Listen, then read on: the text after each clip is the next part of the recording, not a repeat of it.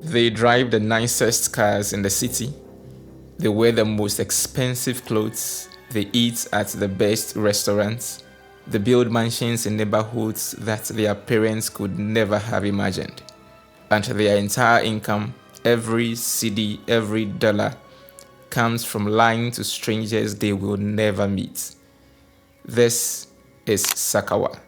It is far more organized, far more widespread, and far more deeply woven into Ghanaian society than the government wants you to believe.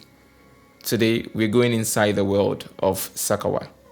By the end of this video, you will understand 3 things that Ghanaians and most people outside Ghana have completely wrong about Sakawa.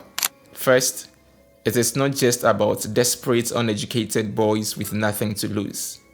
Second, it has a spiritual dimension that makes it unlike any other form of internet fraud on the planet. And third, the people who benefit most from Sakawa are not always the ones doing the typing.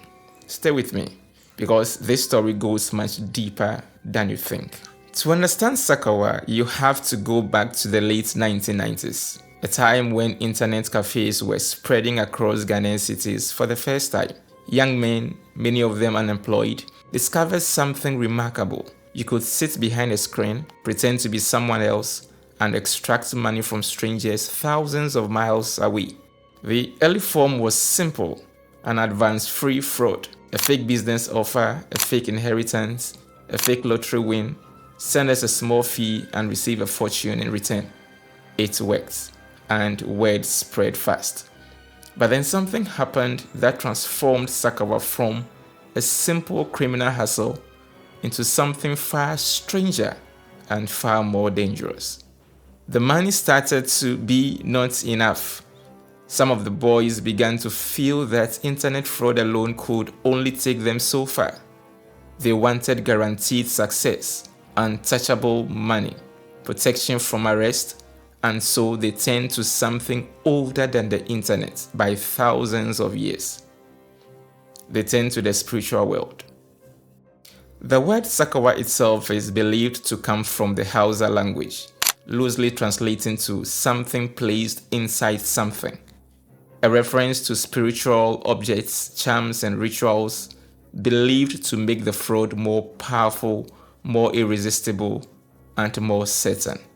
Suddenly, internet fraud in Ghana was not just a crime. It became a belief system. By the mid-2000s, Sakawa had developed its own ecosystem, its own hierarchy, its own rules.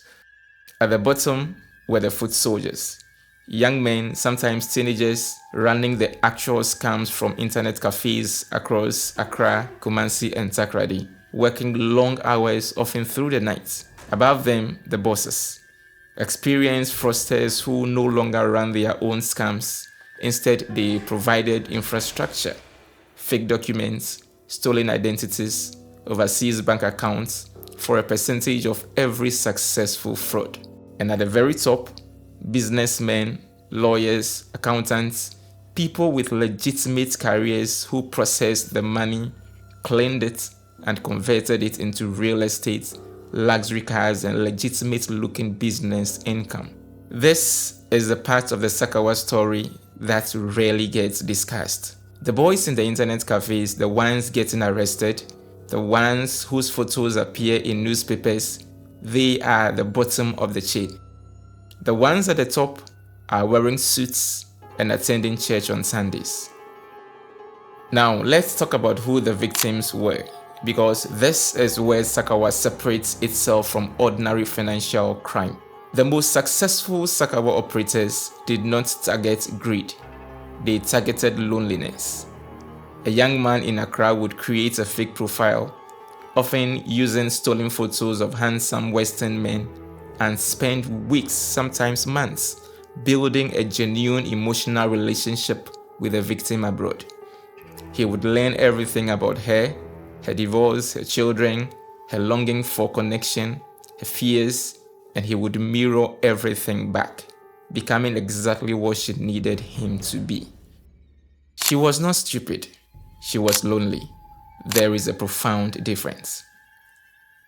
But the Sakawa world has a cost that the cars and the clothes cannot hide.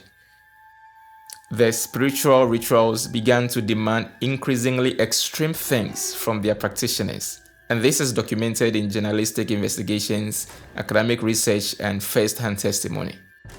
Reports and research from Ghanaian scholars describe accounts of Sakawa boys being instructed by fetish priests to perform rituals involving human remains and grave sites.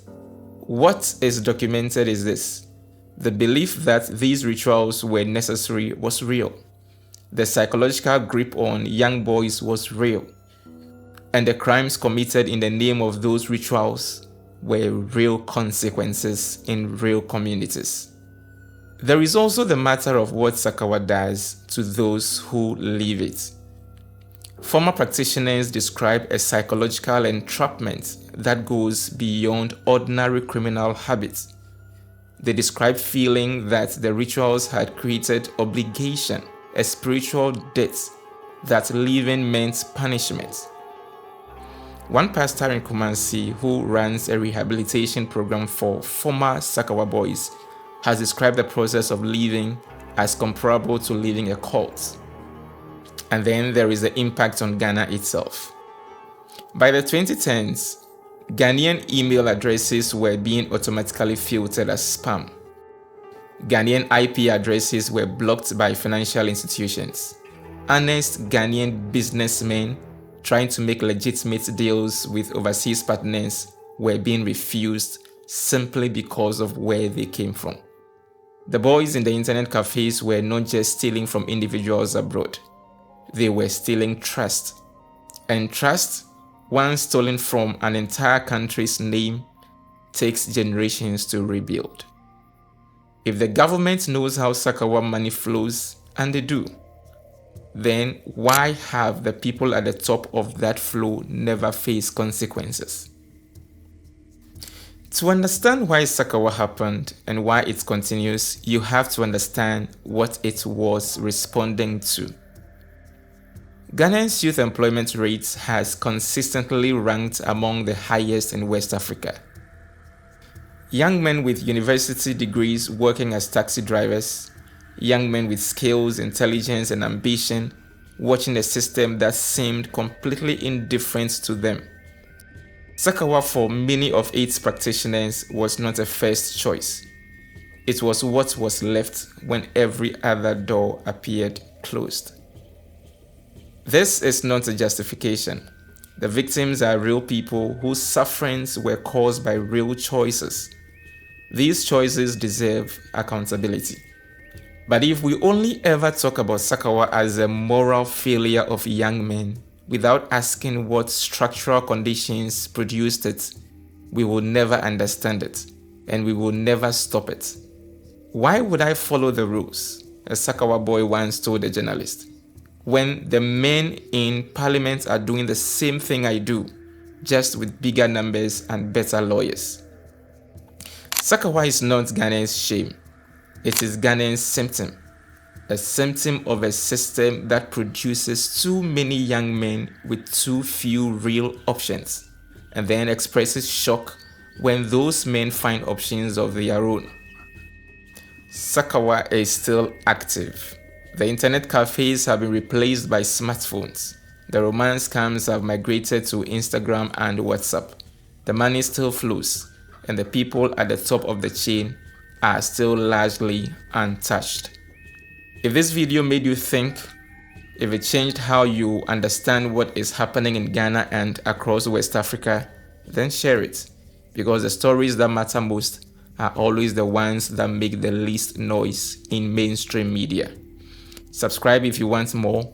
We cover the stories that get buried, the crimes, the corruption, the psychology, and the truth that powerful people prefer you never find. The next video covers something that makes the Sakawa story look small. I'll see you there.